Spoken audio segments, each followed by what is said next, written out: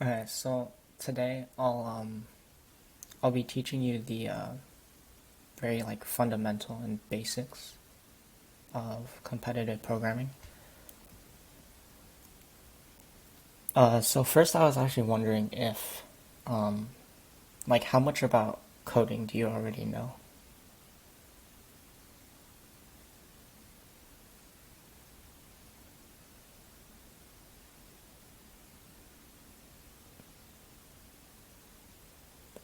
Basic programming. So do you know like the basic like syntax at least of like either C++ plus plus or Java?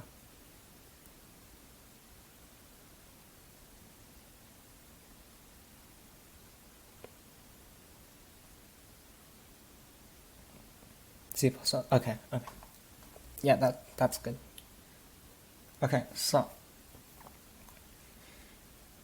today I'll be talking about time complexity and some other basic data structures in C++ plus plus that you'll be using in USICO Bronze.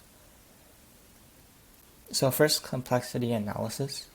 Um, so in competitive programming, we do something called complexity analysis to find the time complexity of your code. So this will help you see if your code will run within the time limit.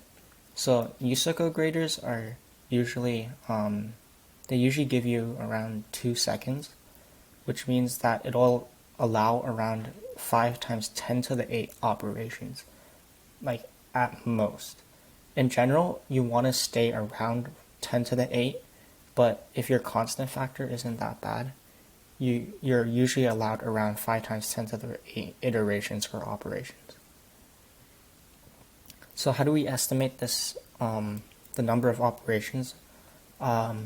We use something called big O notation. So like I said, big O notation gives an estimate of the number of operations if we ignore constant factors. So for example, if we had a complexity that ran two for loops of size n, it would still be O of n because the 2 is a constant, so we ignore it. Does that kind of make sense?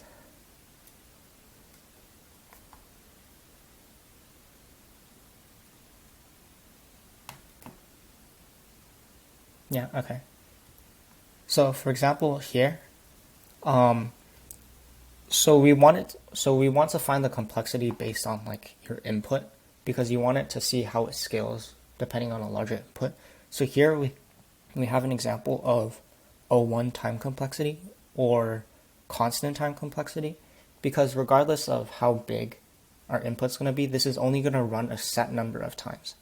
So we call this constant time complexity.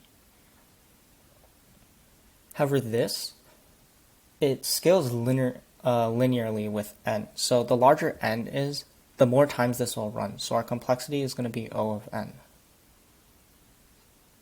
So yeah. So yeah, you can try this. What's like the big O of this?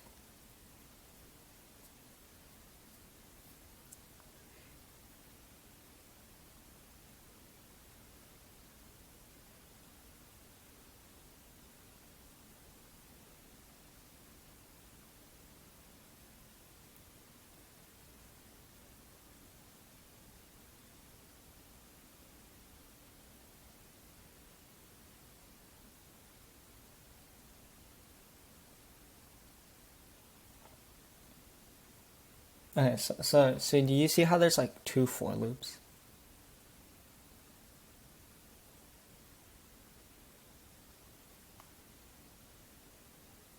Like one of them iterates. Yeah, so one of them iterates from 1 to n. The other one also iterates from 1 to n. So in other words, we have n plus n operations, right? But because we don't we only look at we ignore constant factors. So that means our complexity, instead of being O of n plus n or O of 2n, it's actually still O of n. Does that make sense?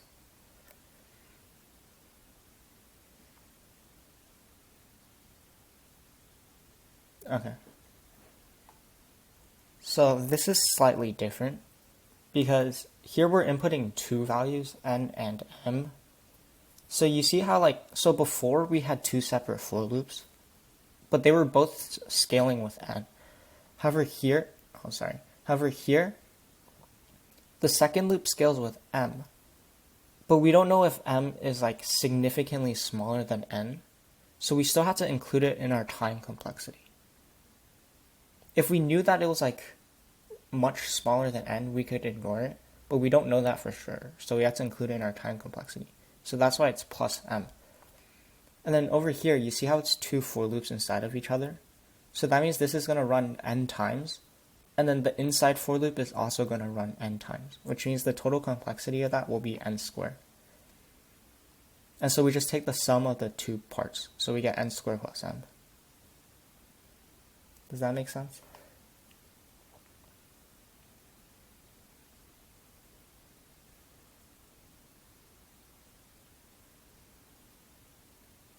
Okay.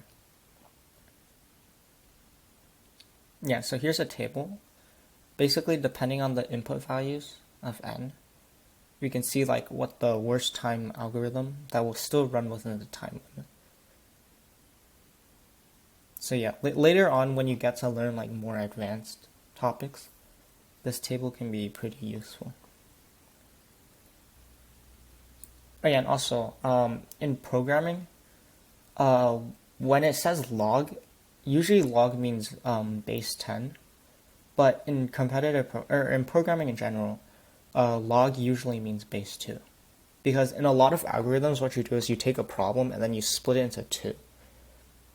And then each half will be the same size. So you're going to be doubling the size each time. Or you're going to be cutting the size in half each time. So it's going to be log base 2 complexity.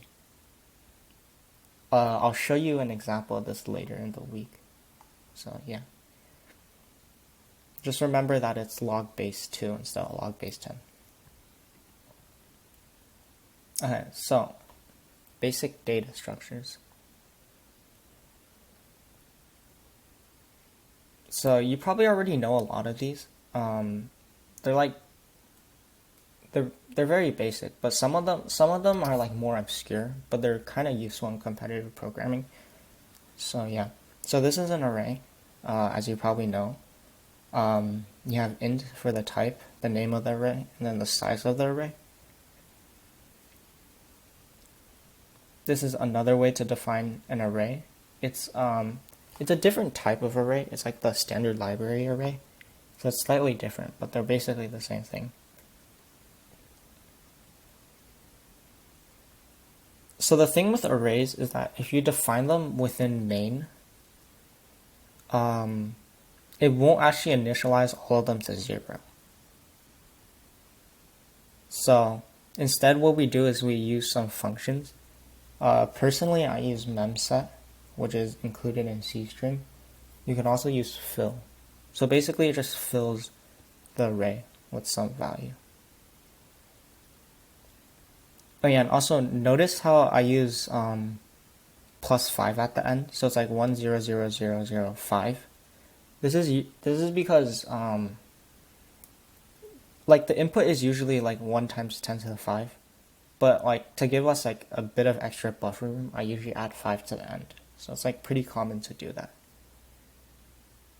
And also, if you define an array globally, it'll initialize everything to 0.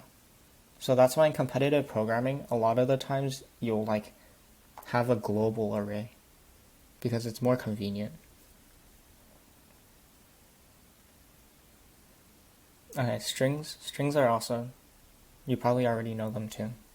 It's just an array of characters. And some useful functions are resize and substring. So one thing to know about substring is that it's not like the index of the starting value and index of the ending value.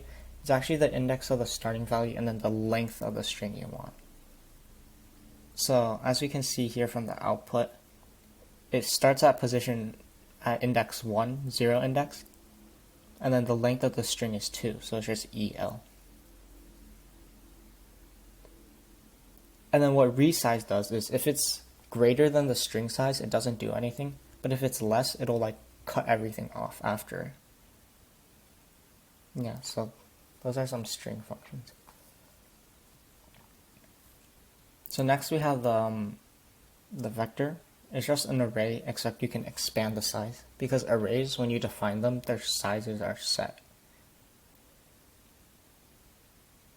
So yeah, for vectors, you can, if you want to initialize everything, you can do dot resize to the size and then the value that you want everything to be. Yeah, so these are all like very basic data structures. You probably already know them. And honestly, for bronze alone, you can probably get away with just using these data structures. I don't think you really need anything else. But there are some other data structures that are like useful for convenience and especially later on. So I'll be going over them, so yeah. And iterating through array/vectors.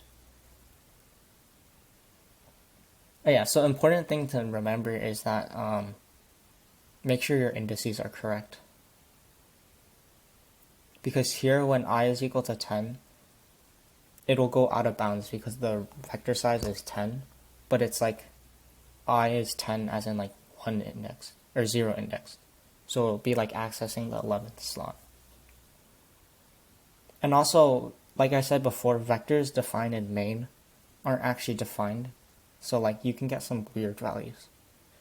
So you have to like make sure you initialize your array. Or make it global. Either way works. Okay, so next we have pairs and tuples. So pairs and tuples are like slightly more ambiguous. In general, you don't really like see them as much. They're not very common. But in competitive programming, it's pretty useful because say, for example, you want to store a pair of points. So like you want to store a point which has an x and y coordinate. You can use a pair to represent the x and y coordinate. So do you know what like a pair is already?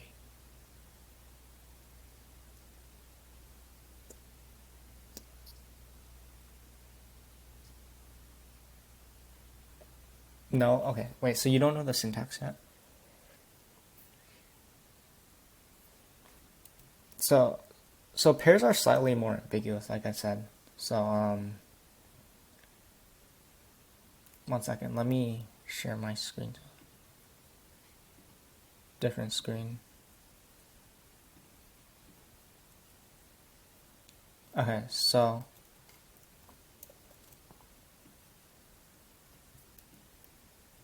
the basic syntax is just you use the keyword pair.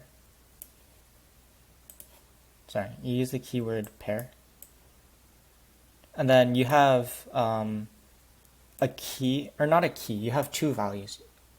These can be of different types. So you can have an int here and like a string here, for example. But all it does is it just stores two values paired together.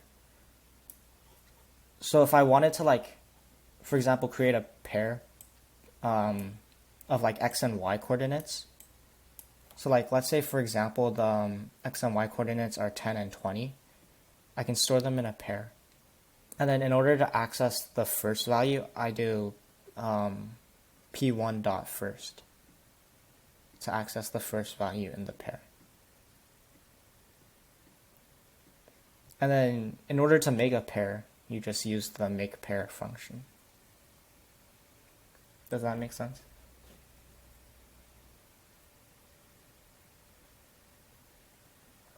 Okay. So if I go back to the slides.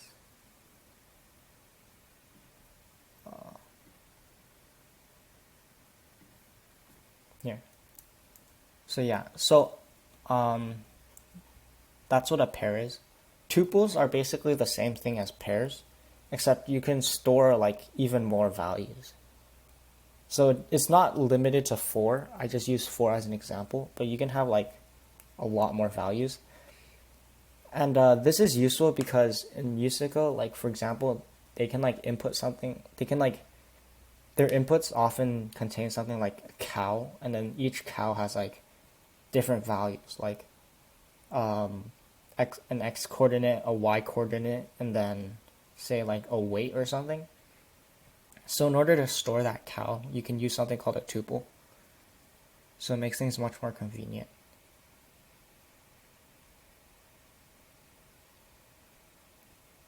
Again, these are not necessary, they just make life easier. So for example, if like you can see on screen here, I can read in T1. Here it's hard-coded, but I can read in the tuple. And then I can assign values A, B, C, D, E to be the values from the tuple. Like, do you see how that works? So like in this specific example, A will get assigned to 1, or 1 will get assigned to A, 2 will get assigned to B, 3 will get assigned to C, 10 will get assigned to D, and so on. Okay. So yeah, a practical use here. There's this USICO problem where each cow is represented by its x and its x coordinate, its y coordinate, and a direction. So yeah, you can see like a practical use here. Yeah. Alright, so sets. Do you know what a set is?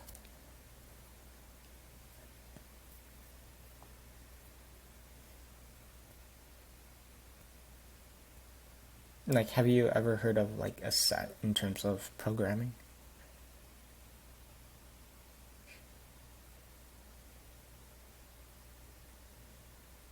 In math? Okay. So, sets in programming are like kind of different from the ones in math. It's still like a collection of items. But the thing is, the items are sorted, like they're always sorted. And what this does is like, so like let's say I insert something, then it's gonna like make sure it inserts at a position that's like that keeps the set sorted. So what this does is it allows for log n insertion and erasing. Because for vectors, if you wanted to insert something in the middle, what it would do is it would like push everything back. So that'd be like really inefficient. However, for sets, because everything is sorted, it'll know where to put this value in log n time. And I'll be explaining this later, like in a separate lecture. But for now, just remember what a set does is it keeps everything sorted, and it lets you insert and erase things pretty quickly. So that's all you need to like remember for now. Oh yeah, and also elements are always unique. So if I wanted to insert 5 twice, like some value twice, it would only keep 1 copy.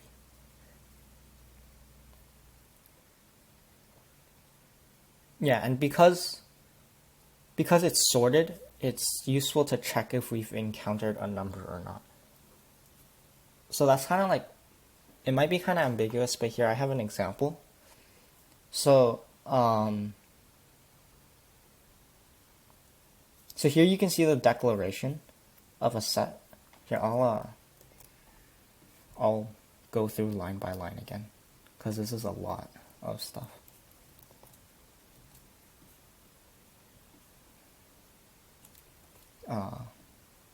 One second.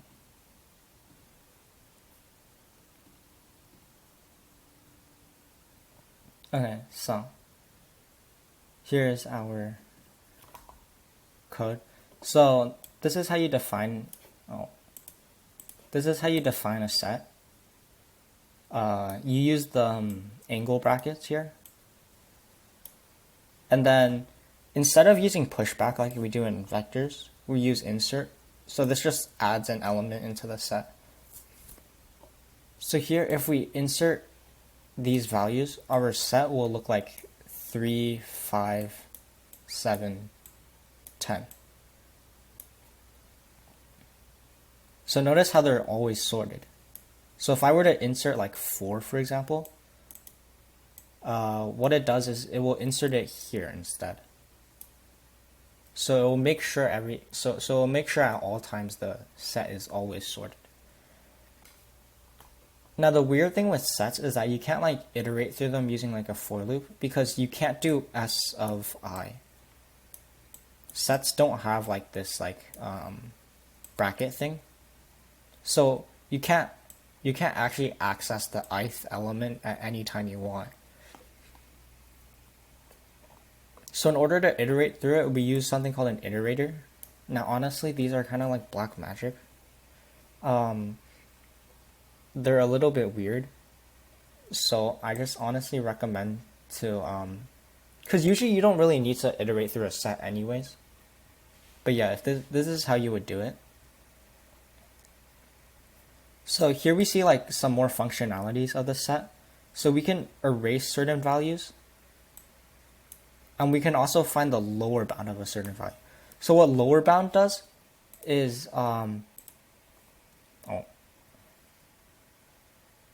wait, I didn't mean to do that. 1 second.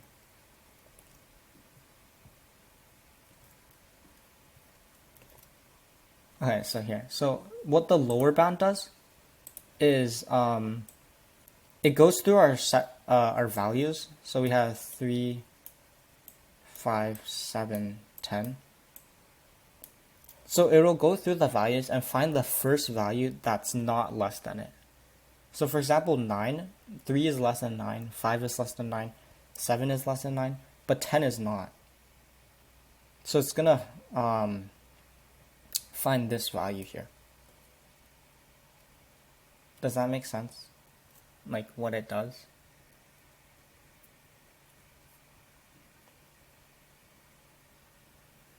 Like what the lower bound function does.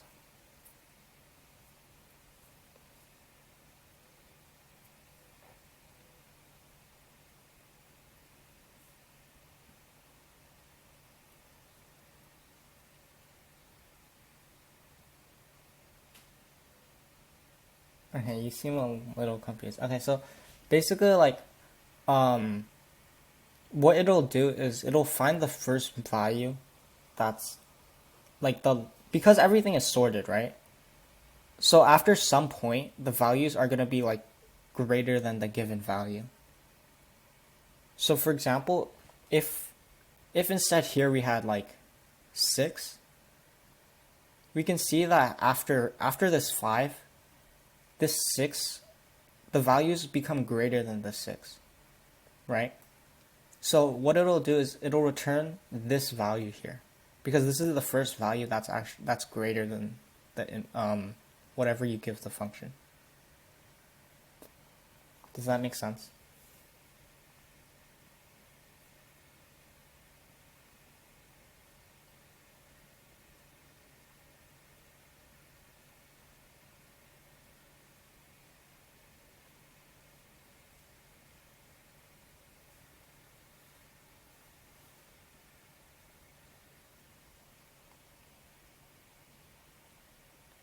Hello?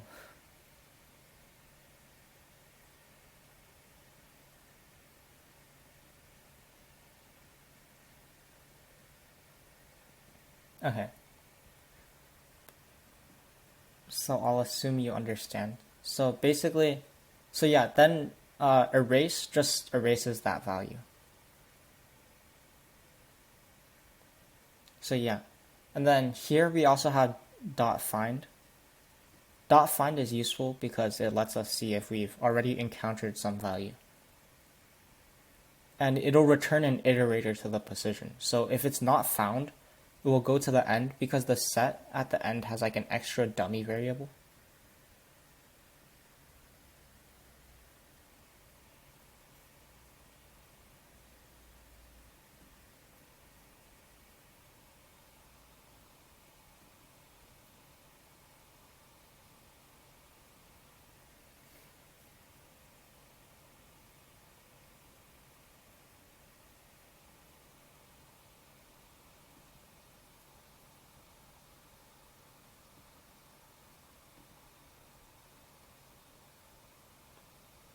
Hello?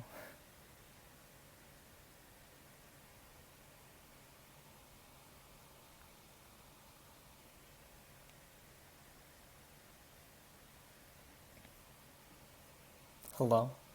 Can you hear me?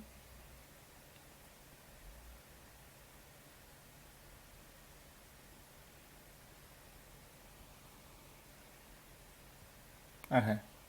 Wait, was that you who like just left?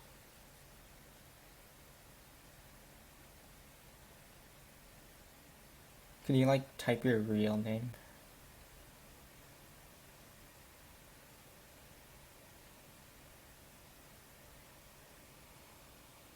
Oh, okay, okay, I see. So, so do you know what lower bound does?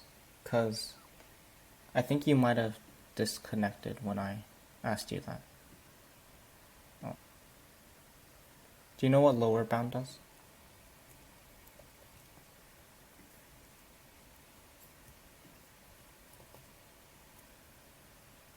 Okay. And then, yeah. So erase is pretty self-explanatory. And then find is also pretty self-explanatory. So sets actually also have like, there's like values. So like pretend these are values. And then at the end, it has like a dummy variable called like at the end. So s dot end.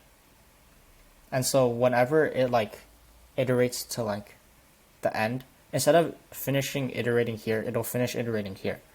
So that's how you know that like your set doesn't actually contain the value. Yeah. So yeah, that's so in bronze you won't really need sets, but they're useful to know. And I'll talk more about them later when I talk about sorting, because like I said, sets are always sorted. So yeah, you can like, well, I'll talk about like more things you can do with sets. Okay. So the final data structure that I'll be talking about. Oh yeah, here's the output of this code. So as you can see, it just erased the last value 10, and then yeah, 6 is not in the set, so yeah, output not found.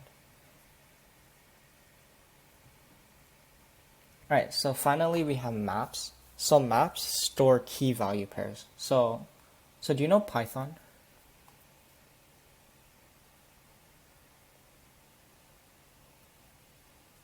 Because in Python there's something very similar. It's like the dictionary, if you know. No? Oh, okay, that's fine, that's fine. So basically, so do you know what a map does?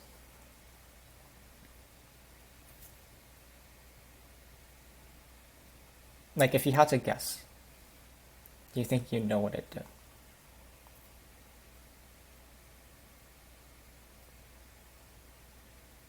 Kinda? Okay.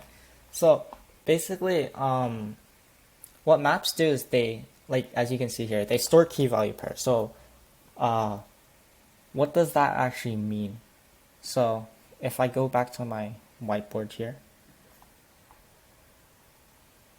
uh, oh, okay, so nothing here. So if I had like a map, then what it does is it'll take some value like I, like the index, and then it will map it to some value v. So basically, you can think of like a map, like you know how arrays, it maps like the I, like the index to some value. Well, the thing with maps is that I doesn't have to be like strictly like continuous. Do you get what I mean? So like I could have like map of 3, for example, equal to some value, say like equals to 6. Or I could have map of 10, say, equal to 8. So every time I want to see what's the value stored at 10, it'll output 8. Does that make sense? So the main thing is that like these keys, yeah, these keys don't have to be like continuous. So they don't have to be like 3, 4, 5, 6, 7, 8, 9, 10. It could just be 3 and 10. And also, the map will store these values sorted by key value. So if I were to insert like map 5, then it would like insert it here in between. So that essentially makes it so that you can access the ith value, or like the key. You can get the value for each key quickly because everything is sorted. And again, I'll talk about why it being sorted makes it a lot faster later.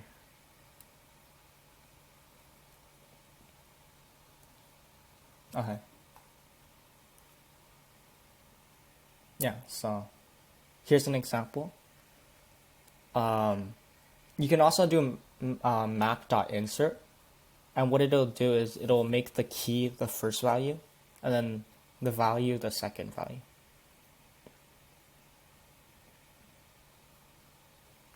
So, yeah. Actually, what do you think this will print out? Like this piece of code?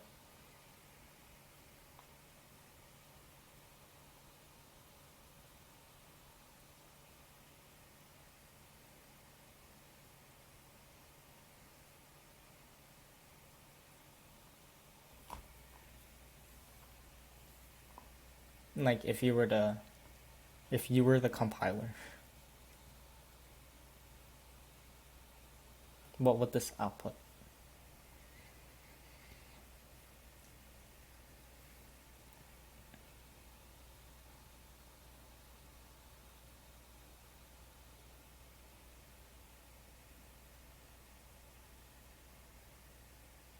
Okay, I can go over it. So again, we see like this iterator thing. Basically, all the iterator does is it just goes through everything. So here we have map of 10 equals to 0. So initially we map the value 10 to 0. So every time we want to access whatever value is stored at 10, it'll give us 0. Then we do insert make pair 1, 0. So what this does is it maps 1 to 0. So the value stored at 1 will be equal to 0. But we see here we changed the value at 10 to 2. So what this will end up printing out is 1, 0, and then 10, 2. Does that make sense?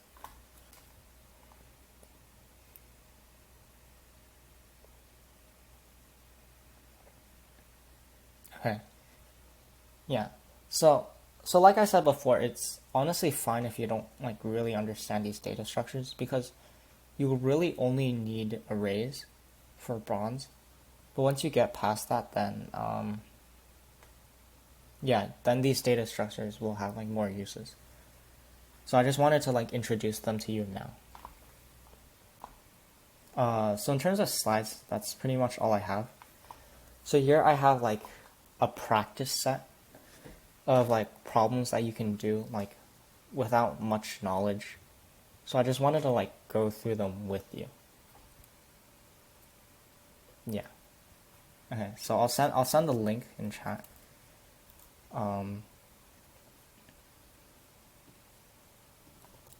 Here. So wait, have you actually heard of Codeforces before?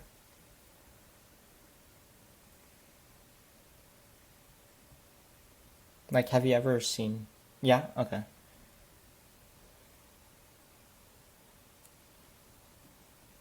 So yeah, I sent you the first problem. So I'll give you some time to think about this problem. And then if you have any ideas of like any sort, then you can like share them with me. And then after a while, if you still don't have any ideas, I can. Yeah.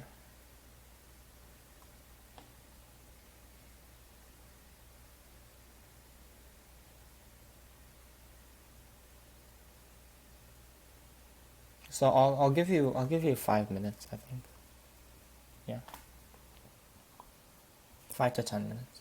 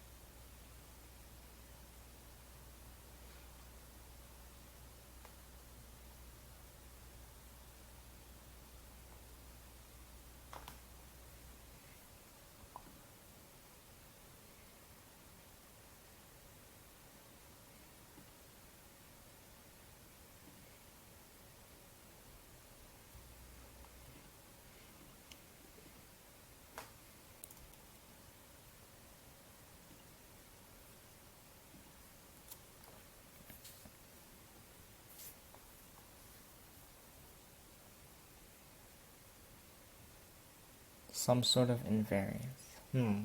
That's interesting. That's a good observation. So what are you thinking? What do you think stays the same?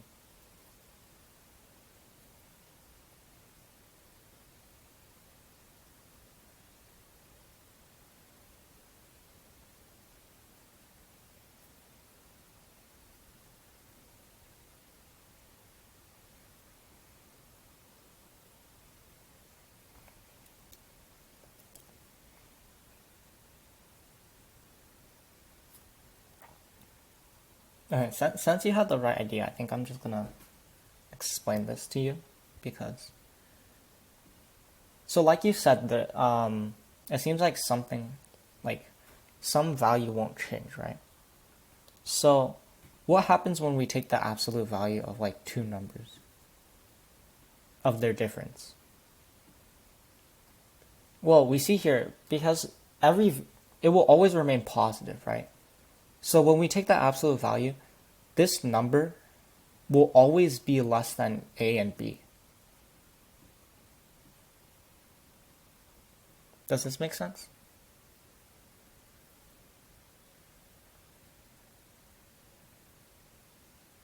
Right? Yeah. So because each time when we create a new number, so initially say we had A and B, right? Every time we create a new number, we know this number, let's say we call it C, is always going to be less than A and B, right? And because if you read the problem statement carefully, we only need to return one of the initial values, right? So we know one of the values will always be greater than every other value that's created. Does that make sense?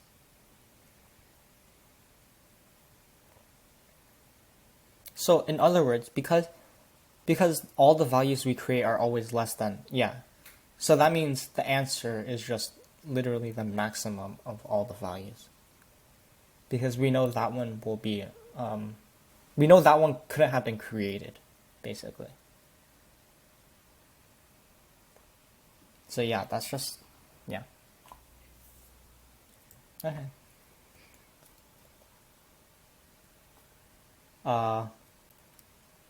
I have another problem here. I'll send it in chat. This is a Yusaku bronze one. The problem statement is pretty straightforward. Yeah. So I'll give you some time to think about that one. I think this one is more implementation, honestly. But yeah.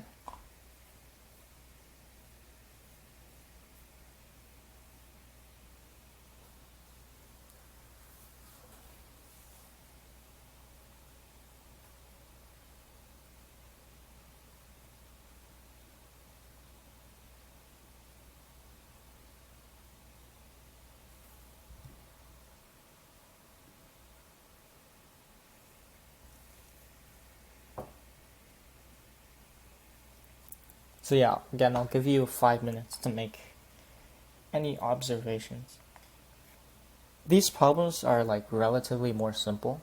Later on, I'll start giving like harder problems because I want the problems that I give you to be harder than the actual contest. So the contest seems easy. But for now, we'll just keep it relatively simple.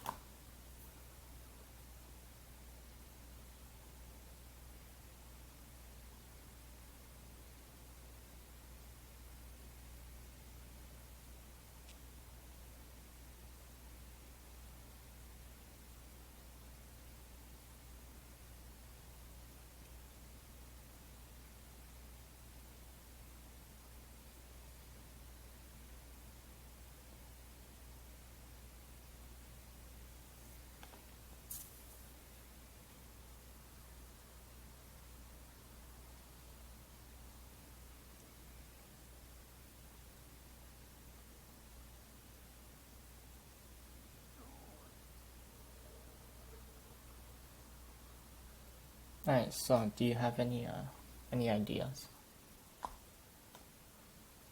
Alright, first of all, do you get the problem statement? Because this is kind of a long problem statement.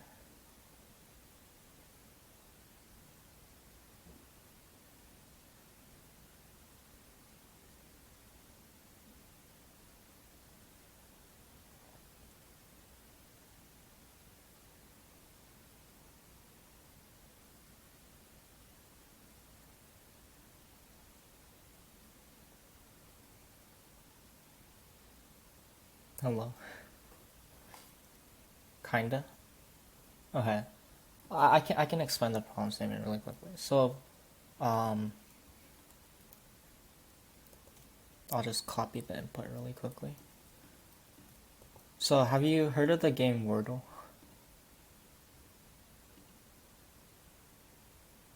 This is like pretty much just Wordle. So, here we have this is our board, and then this is a guess. So basically what we do is we go through for each value, or for each character, and if the value is the same, like here and here, if they're the same, then what we'll do is we'll mark it green. So as you can see here, the only value is this O, right?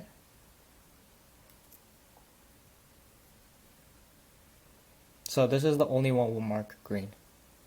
Yeah, okay. Cool. So then we see the so no other values appear in both this one and this one, except for this W here, right? Because there's no I's in this one, there's no N's in this one, and so on, right? So this W here, it's in both of them, but the thing is they're not in the same place. So what we do is we highlight it yellow. Does that make sense? So if we look at I can do another example with the other sample. It makes sense? Okay.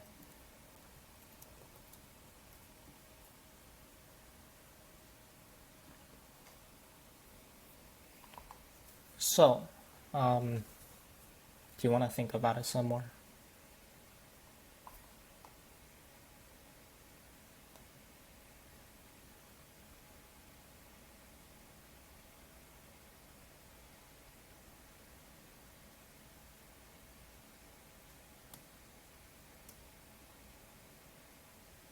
Yeah, okay. So, this one will be green. This one will also be green. Yeah. So then, that's all the green ones, right? Yeah. So, we see that here we have 2 more A's, but here we have 3 more A's, right? So that means these we know are going to be highlighted yellow, and then any 2 of these will be highlighted yellow. Because remember, we only need to count the number of ones. We don't actually need to know which ones. So 2 of these, so for example, let's say these, right?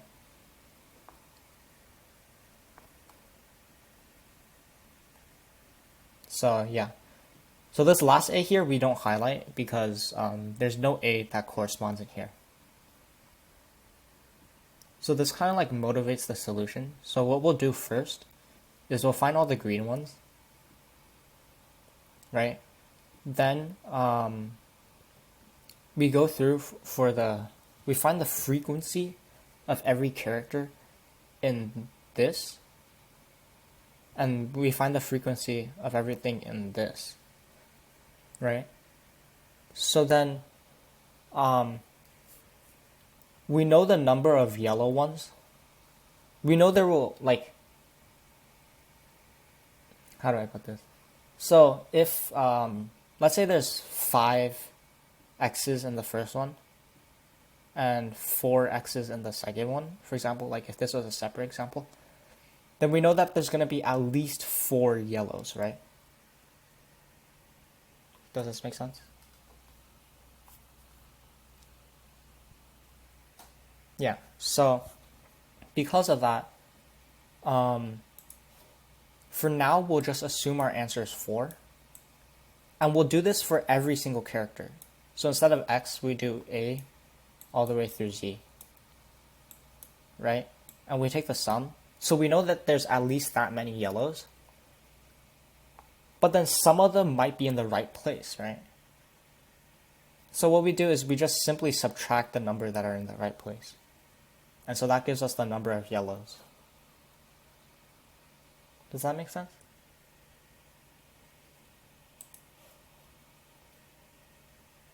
Yeah? Okay, cool.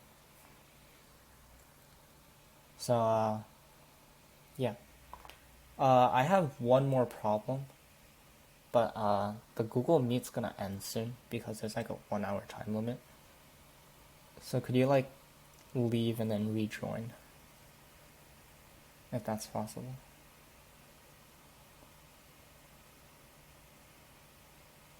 Because I want to go over this last problem. This last problem was slightly harder than the other ones, but I think it's a really good example. Yeah. So I'll see you again, I guess.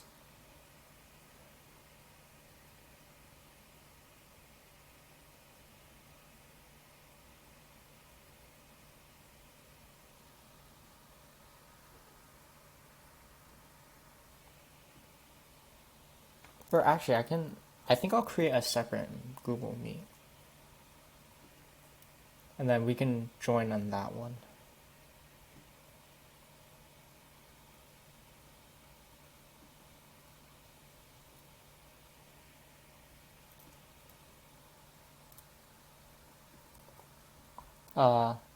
I sent a link in chat to like another Google Meet.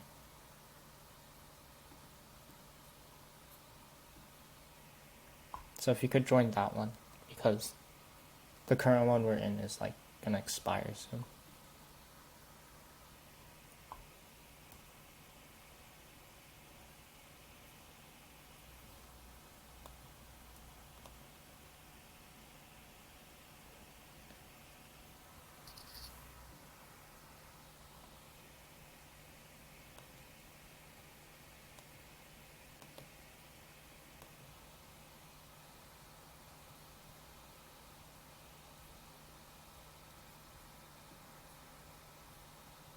Okay.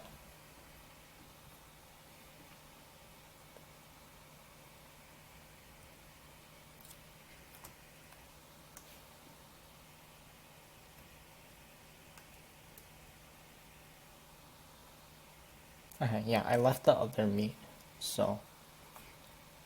Okay, so the last problem I have is another Code Forces problem. It's slightly harder than the other ones, but I think it should be fine. Because I can just walk you through it in case.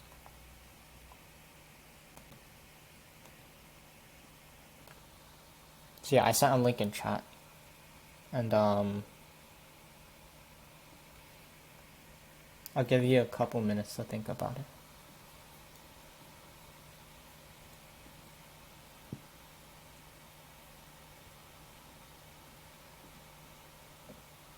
I think this one is also slightly more like of implementation. Oh yeah, after the class, I like highly recommend that you implement these, if you can, because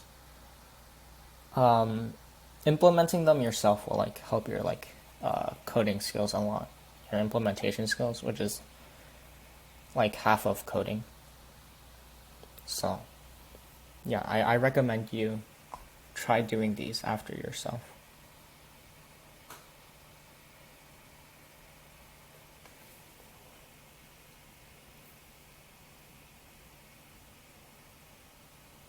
And feel free to list out any observations that you find.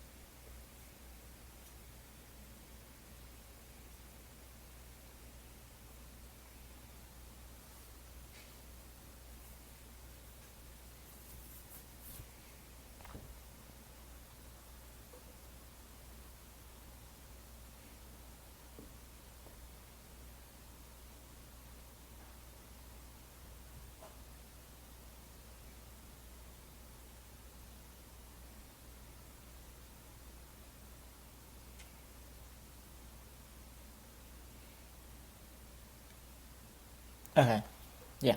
So basically,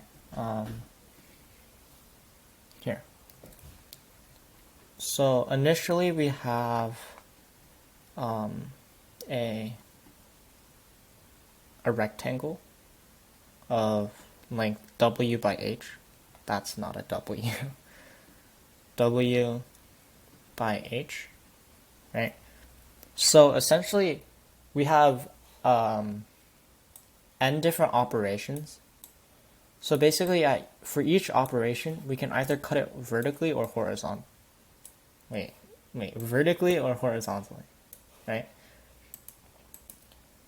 So what the input does is it gives you the position of each cut. So it gives you either v or h, depending on if it's vertical or horizontal, and then gives you like the x position of the cut. So basically, for example, if we had vx, what that means is we cut it into a segment here. This length is x. This length is w minus x.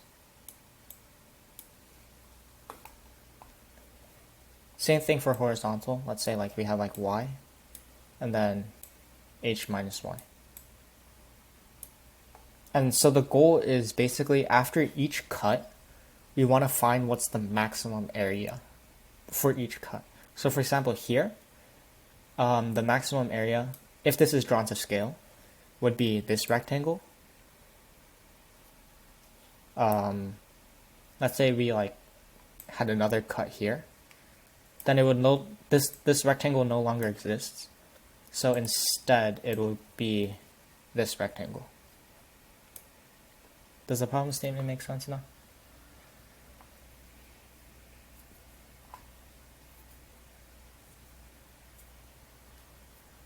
Yeah, okay.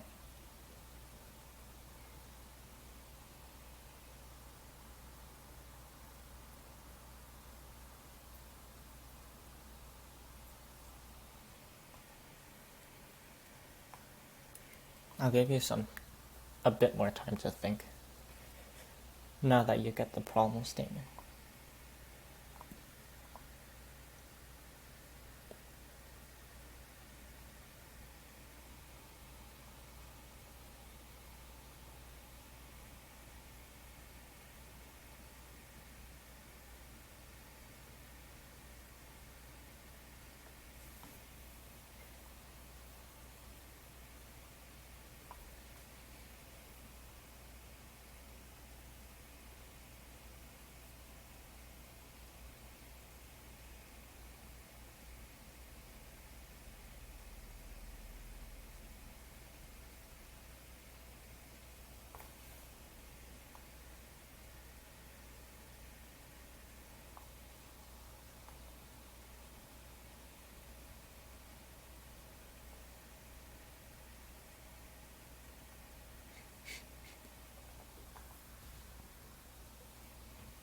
You can list out like any observations that you find. Like it might seem trivial, but you can still, yeah.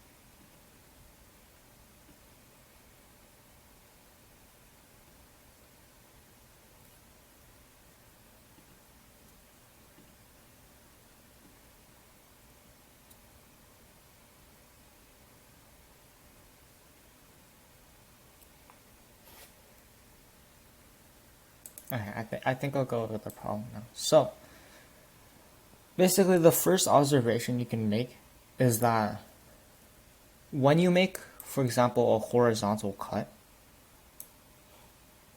the the different widths we have won't be affected, right?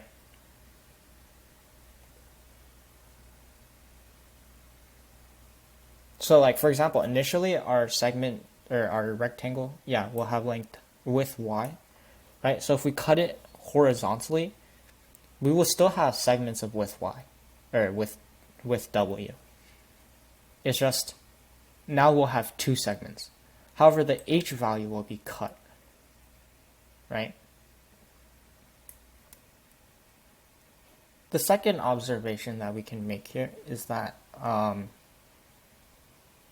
if we make another vertical cut, for example, at some coordinate, there's always going to be like a rectangle with like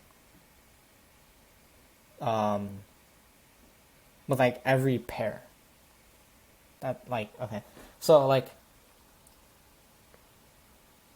for example, if we make this vertical cut at like say 5, and then we make a horizontal cut at say 3, then we know that there's gonna be a rectangle of height 3, width 5, and then there's gonna be a rectangle with height h minus 3, right? And then width of just 5. And here we have width of w minus 5. Right, and then height of 3. And this big one will be height h minus 3. Height h minus 3. And then width of w minus 5. So you can see every time we make this cut here, we're gonna have a rectangle with like, we're gonna create two new rectangles here, at least two new rectangles, and then the height of how do I explain this?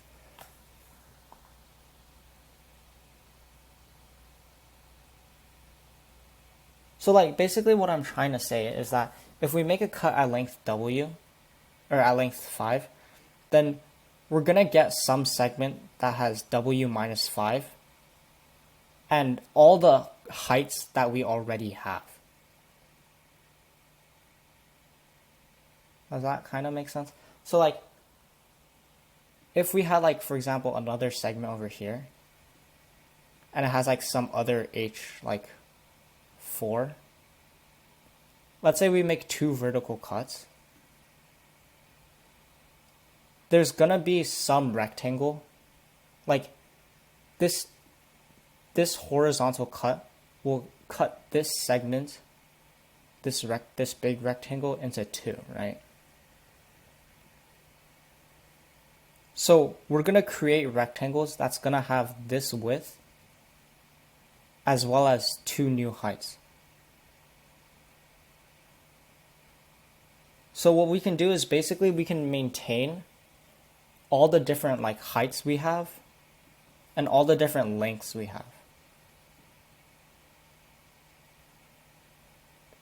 And basically the answer is always just going to be the maximum width we have times the maximum height we have. Like, do you see why? Yeah. Okay. So now the question is, how do we like do this quickly? So like I said, during the lecture I talked about a set, right?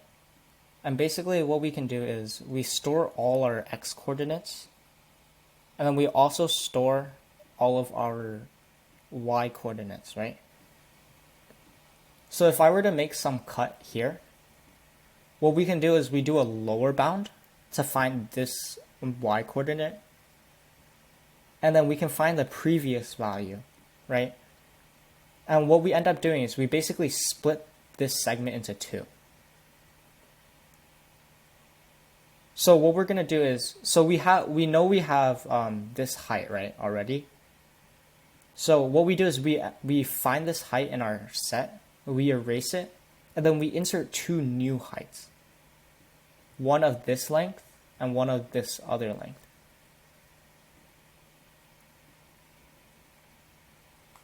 Does that make sense? So essentially what we do is we store all the x coordinates as well as y coordinates, and we also store the difference between these x coordinates and y coordinates for all of them. So in other words, we'll know the width and height of every segment we have.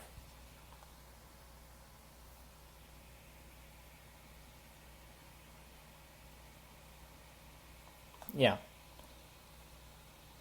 Does that make sense? Yeah, okay. So, yeah, so this is basically like what the set can do. It allows us to like find a certain value. So for example, in this case, like this height, and it allows us to erase it and instead insert two new heights. And because everything is sorted, this will make it'll basically make it fast enough. Because everything for set is log n. So we can actually do a little bit of complexity analysis.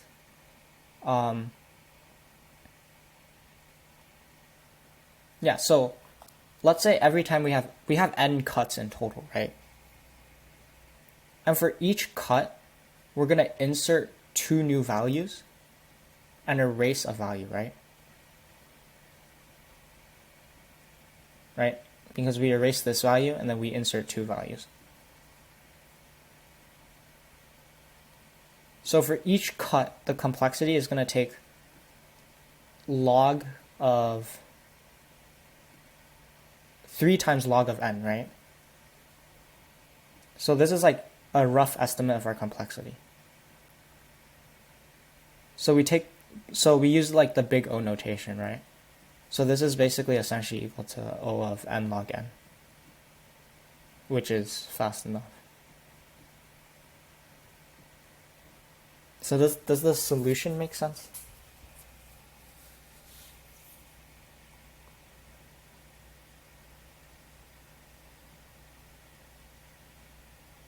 Kinda? Does any part not make sense? Like, I think the most important thing here is there's like two important observations. Each horizontal cut won't affect our different widths. So basically the x and y's are independent of each other.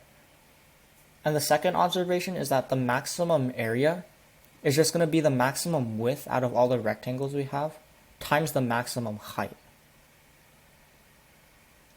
Because we know that there's going to be some rectangle that has that width and that height.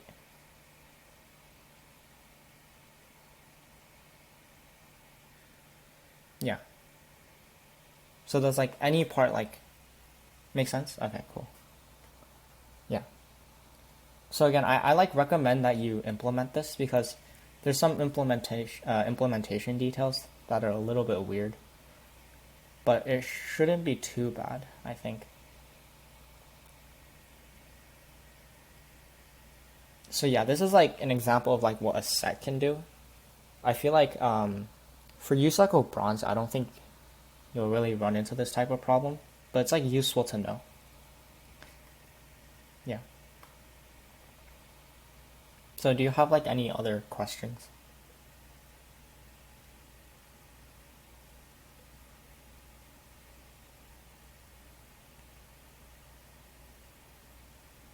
No? Okay. If that's the case, then that's all I have for today. So,